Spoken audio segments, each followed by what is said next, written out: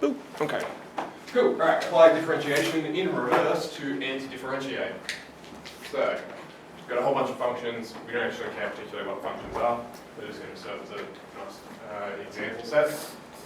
So, first thing, if I've got f of x, I've got f prime of x. What does the prime mean? What does the prime mean? Derivative, right? Okay. So it's just shorthand. Prime technically just means different or something else, but overwhelmingly, whenever you see it, it'll mean to derive. Cool, all right, I want to derive this. What do I get? 2x. Nice and boring. Cool. Now I'm going to do this. Okay, so I've capitalized the f. Okay. That's a shorthand. Right? This meant derive. To go to here means to integrate or to anti-derive. Okay. Take a guess at what anti-derive means. How you derive the derive? Derive the derive? Okay, so if you derive the derive, that'd be a double derivative or a second derivative. Alright, so to anti-derive, You have to expand it, make it into the original. make it into the original? Right, okay, so if I went from f prime of x back to f of x, that would be anti-deriving. Cool. Alright, so derive means one way, anti-derive means the other way. Yep. Oh, no, sorry. Sorry, that was kind of like my thinking. Sorry. Okay, cool, you're good. Great, alright. So if I derive, what happens to the power? If I derive, it goes down by 1, yeah? So if I anti-derive, it goes up by 1. So if I start at x squared, I'm going to end up with... Does that mean it'll be a third times x? Right. So I'll end up with a third x cubed overall, because rather than jumping the gun. So I add the power by 1. Cool, alright. But I need this thing to derive to that. Does x cubed derive to x squared? No, what would it derive to? 3x squared. So I need to kill off that excess 3 by putting a third out front. So if I take this and derive it, I'll end up back there. Cool. That's basically integration in a nutshell. Okay, it's literally deriving backwards. So anti-deriving, hence why most of the time, or a lot of the time, it's called anti-differentiation instead of integration. Fancy word is integration. And so we use capital F for that. Capital F is one of the short ones. Yeah. There is another way of writing it, but for now I just want to get the mechanics down, and then I'll worry about the notation at the end, just so it's like, oh, okay, when I see this, this is what I'm thinking. Cool. Okay. And I've just had a thought. I might. No, it doesn't matter. Okay.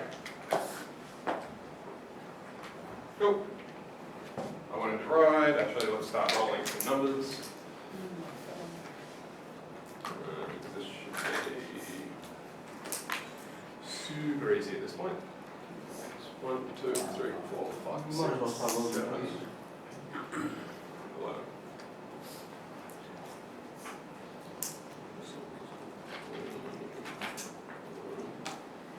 Cool, alright. 1, 2, 3, 4, 5, 6, 7, 8, 9, 10, 11. 7. Who was 7? Oh. The 24x of that 5. Beautiful. Nice and easy, right? Okay. I now want to integrate instead. Okay, so I'm integrating this guy. What do I do first? Plus the power. Plus the power, so what do I get? X. Right, x to the 7. Cool, am I done? No. No, what else do I need to do? Maybe Right, I need to figure out something to go here, right? Beautiful, okay. So I need to end up with 4 if I derive this. If I was to derive it how it currently goes, what would I get? You'd get 7. 7 out front. Cool, okay. So I've currently got 7, but what I want is 4. Okay, so I go, alright, I want 4, I currently have 7, so the 7s would cancel, and I'd end up with 4. Cool. Now, is that immediately straightforward and obvious? No, it takes a little bit of tweaking. Is it the worst thing in the world? No, right? The numbers are already sitting around, you just have to put it together. Now, is there any way to check if this is correct? Right, derive it. That's the best thing about integration. Whenever you're not sure if it's right, just derive it. Okay? this thing derived, the 7 would come down, cancel out the 7s, 4x, this would be a 6, 4x, 6, 4x, 6, beautiful. Oh, shit. Right, What if super it's easy like- to check. What happens if it's like a row? Okay, so funnily enough, that's the next example. 10, who's 10? Oh, okay. Dean, alright. Go, Dean, what do you got? Would it be 6x squared Yep. minus 8x Yep, plus 6? yep, That's it. that's it, beautiful, okay? Okay,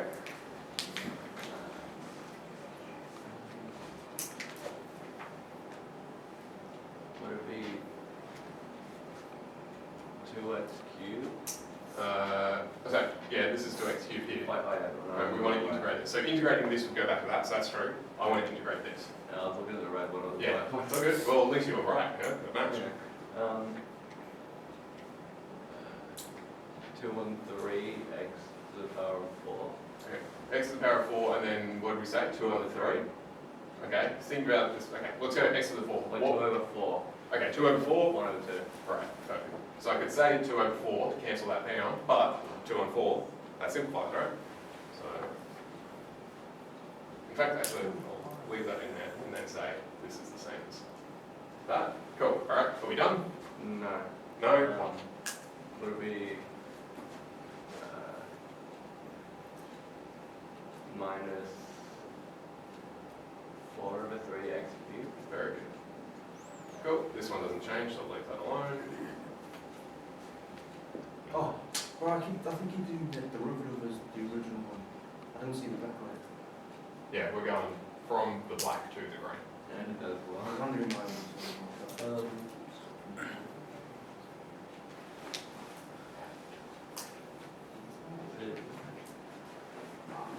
Three. 3x squared, right? You simplified and everything. Good job. Right, so I get x squared, okay? Sometime. Beautiful. And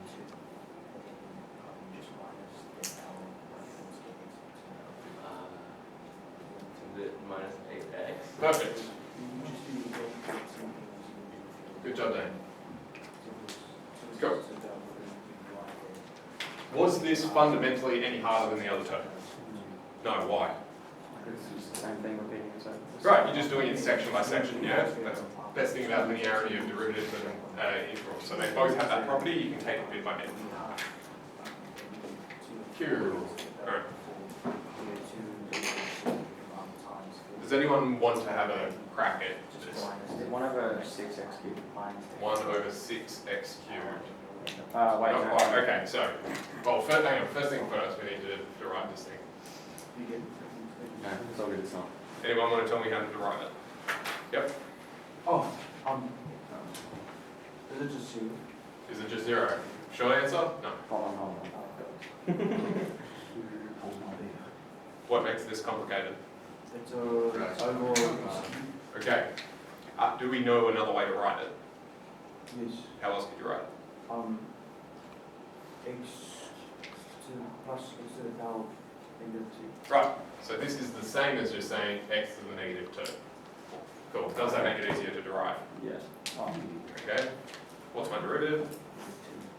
Oh, sorry, I thought it was something else.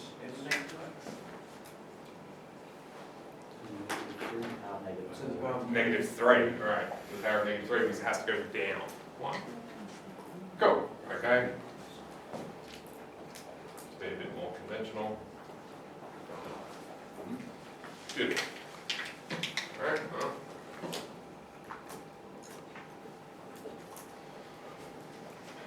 Any takers? Yeah, go for Is it. it 2x to the -1? 2x. 2x and then like that? Is that what you're saying? I don't know, I'm genuinely asking if that's what you're saying or not. Oh, that's what I said, but But yeah, so that's what you said, but then you're second guessing what you said? yeah. Okay, do you want to make an alteration? Is it to the negative, is it 1? I don't know. Is it negative x to the power of negative? There you go. Negative x to the power of -1, right? Because if I derive this, the -1 will come out front, cancel out the negative. This will drop to a -2, so I'll just get x to the -2, which is what I'm after. Yeah, nice. Cool, or alternately, that. Okay. Okay. So if I go from here to there, is that immediately obvious? No, right? But if you switch through your index laws, you can see where the process goes. So the first thing you should probably do whenever you want to do any calculus on anything like this is probably switch it out. Change the form, do a bit of working, then change that form back as required. Beautiful. Okay. Has anyone got any questions about those? No? Okay. Have a crack at that. Alright. Oh, actually, first things first, let's do a safety check first. We'll do, everyone grab the derivative, we'll check in, and then we'll do the integral as well.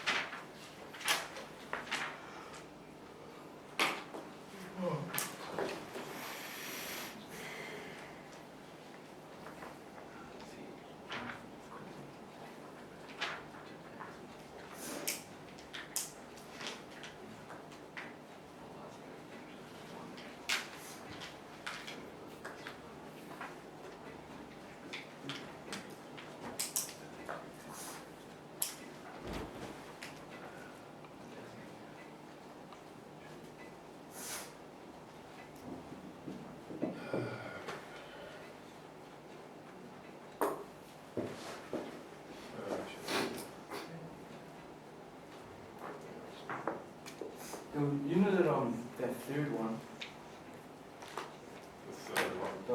This? yeah, that for the green line, do you have to go a half?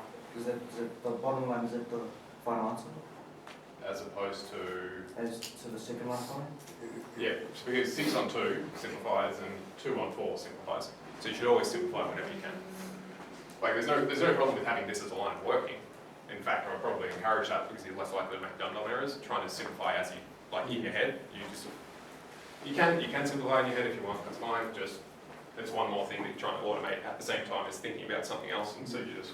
But if I just wanted the final answer to that, we just have to do the simplified version. Yeah. This is just the simplified version of that, that's all. It's just being nice housekeeping.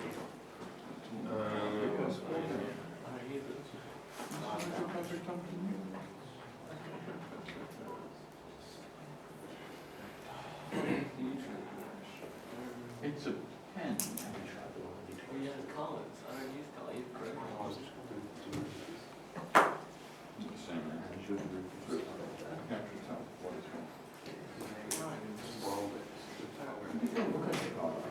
Realize that was but I'm doing all of these. I would.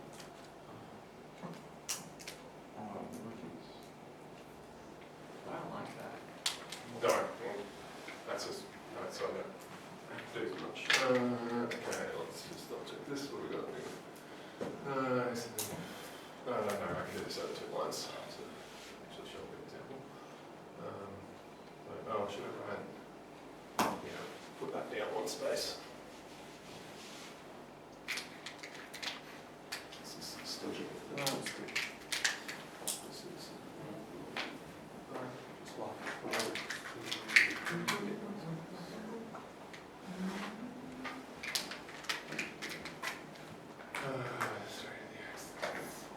And you know that fourth one, which one should we be doing? Should we be doing -1 over x or -x without -1? On the bottom right, on the fourth equation you did. The last one? should you do this or that? Yeah. So this is like considered better, but I would suggest that you switch it over to that, but you can leave it as that.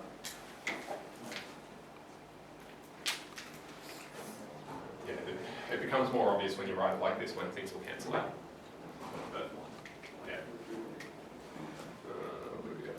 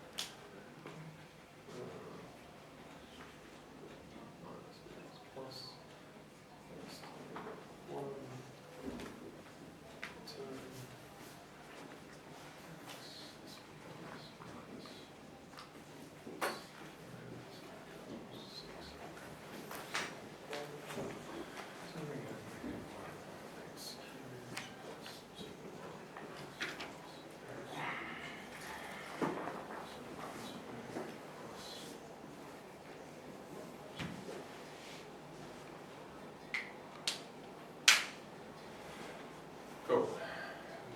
People happy? Yep, everyone's happy? Good job. Okay. There are two things that I need to point out. One of them is that. Oh, actually, well, three. Hang on, we want to mention this.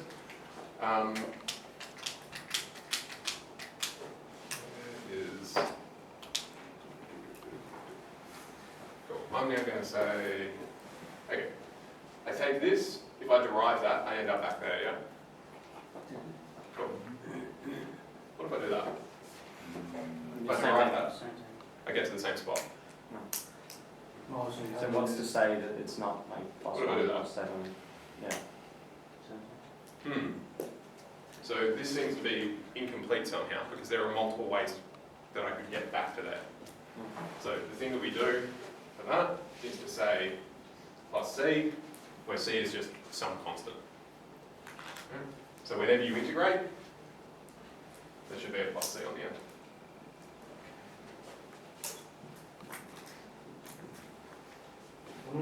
Right. If it's a negative number, then it would be plus negative whatever, so it still works. Cool. It will always be just this pure number though, no x's or anything. Cool. Beautiful. So that's where I put this in pink. Just a match.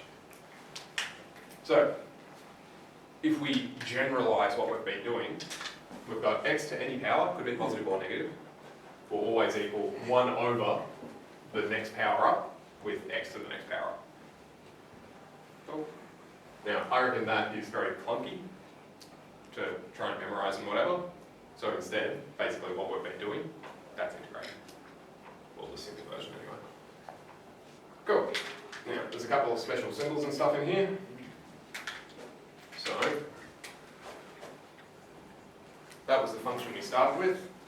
We've been using the capital F function for now, but I'll introduce it to the proper. Oh, well, not necessarily proper, but it's better.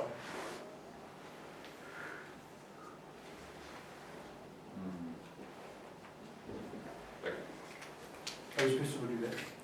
So, this stuff is the function, the notation that means integrate the thing in between.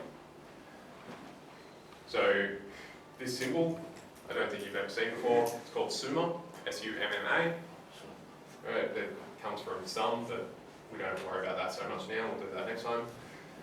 This dx just means your variable is x. Okay. So whenever you write one of these summa, there should be a d something afterwards. Similar to how if you ever open a bracket, you should close the bracket somewhere. So this is kind of like the open bracket and the closed bracket for this function. Yep. So say if it was like 3 w to the power 2, will that d exchange to the dw? Yes. What about in between brackets of function variables? Yeah, so this would be WW. Yeah. If this was 3 over W to the 4 minus 2 over W to the 2, all the x's would be W's. Yeah. Beautiful. So that function of x is included in that, in how it's written?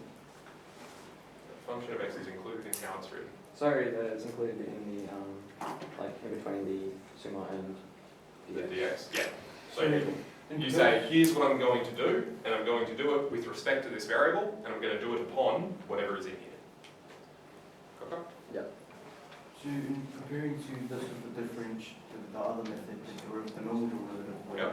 what does this have to do to help us do stuff? Okay, so what we use this for, that's next time. This is the graph stuff there.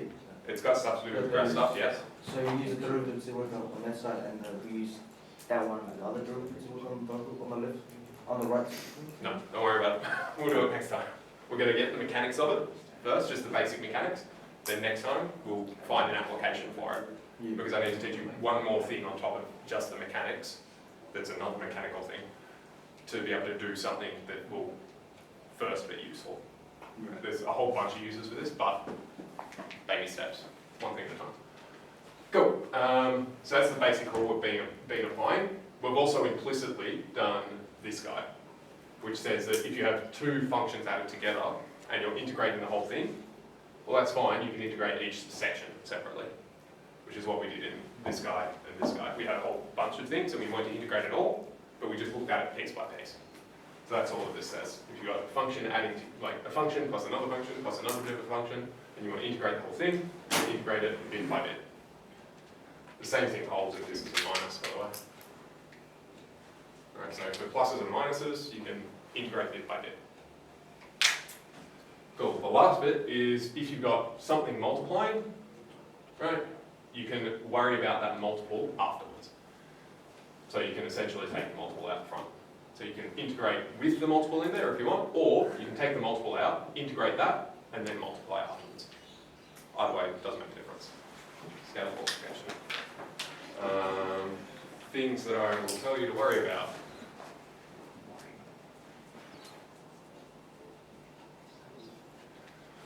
Cool.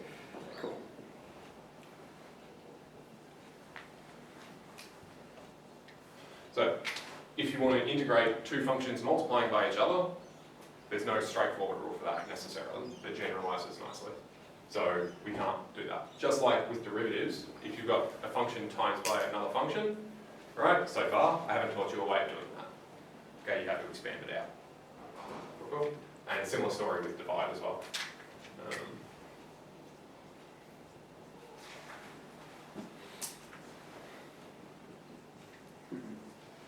So for now, if you ever have a function timesing a function or a function dividing by a function, you want to do any calculus on it, for now, you have to expand that out until it turns into some sort of polynomial. Did we ever do derivatives of square roots? No. No? I don't think that'll turn up yet anyway. I'll do it as a side note, why not? So where are we with this? Put it under here. Yeah. Okay, so let's say we've got that.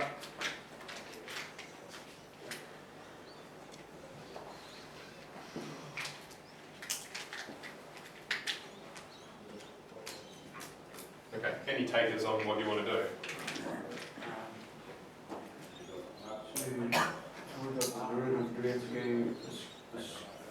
Square root times 1.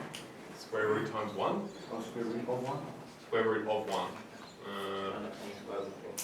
Right, I need to turn it into a power of some sort because I know how to deal with powers. What power is a square root?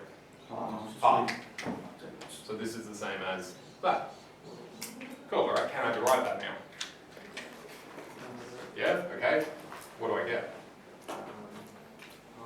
X minus 1, 2. Right. Cool. Alright, well, this is a bit weird. So I've got 1 over 2. If I've got x to the power of negative a half, what's that the same as? Square root. X to the power of negative. Square root over. Sorry, under, rather. Okay. Is it obvious that this derives to that? No, right, you have to go through these other steps. Alright, now I want to integrate this thing. Okay, great. Definitely don't look at that. Look at that one. Okay. What's your first move? Add 1. Add 1, okay. So what's my new power? 3 on 2, alright? Because adding 1 to this is adding 2 halves. Right? So I've got that's 3 on 2. Cool. What's my new coefficient? Negative 3. No, sorry. Then we've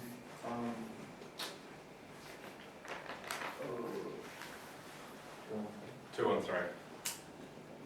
Alright? Because if I multiply these down, the 2 and the 3 will become a 6, the 3 and the 2 will also become a 6, they'll cancel each other automatically. So whenever you want 1 as your front, just take the reverse fraction. Cool. And since we integrated, what's that? And should fix this up a bit. So this is what? Oops, that's terrible. 2/3 x cubed root. What's that? Right. So fractions, they get a bit more messy because there's fractions, but that's it. There's just a couple more fractions and square roots and stuff floating around. The basics are still the exact same. That's good, that's done. That's 17B.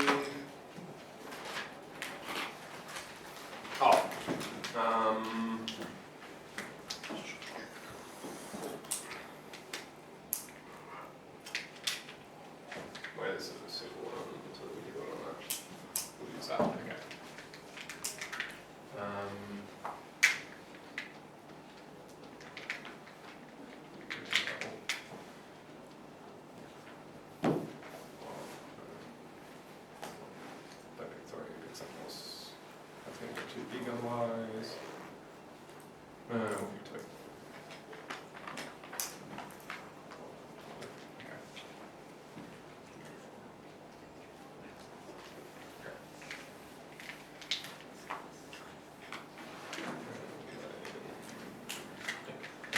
So, I've given you an extra bit of information now.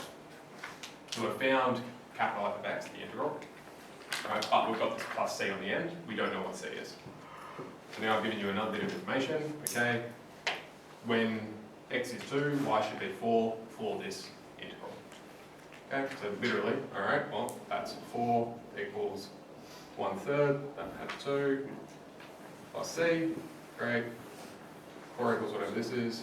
8 on 3 plus c, therefore c equals whatever this is, 12, 4 on 3 I think. Cool. Okay. So in this idea is called an initial condition, right? It just means, well, there's a couple of different variants of what it means, but basically it's a piece of information that will allow you to find c. Right? That'll all happen in the textbook, that's the only reason I mention it. It's question 4. It's giving you information in a roundabout way so that you can find C. But if you put like 24 and then you get a different C. Yeah. So I'm saying the purple is given information for the specific C that's relevant to this question or something. Right? But yeah, by changing either of these, then C will be something else. So why would it want us to find C if C is just useless to us? So typically, this is the function you're actually interested in, and for some reason you know how it changes, but you don't know what it actually is. And so, but you can find how it changes, and you know one point on that curve. And what you want is the entire curve. So that's the basic gist of it. When we start doing applications, particularly in kinematics, it'll make a bit more sense. There is a lot of that sort of thing in proper physics. And what else is there? It's in a whole bunch of engineering and stuff, where finding those constants actually becomes necessary. A lot of the time in pure math, you don't actually care about it, but it's one of those things. So it has meaning in certain contexts. So when we do applications, you begin to appreciate why we care. But for now, it's just whenever you integrate, just put a plus c on the end. And if you get initial conditions, all right, you can find out what that c is. Otherwise, most of the time, you don't care. You just write plus c and you go. Cool. All right, that's it. What is it? 17A? 17A. There's a whole bunch. Have fun.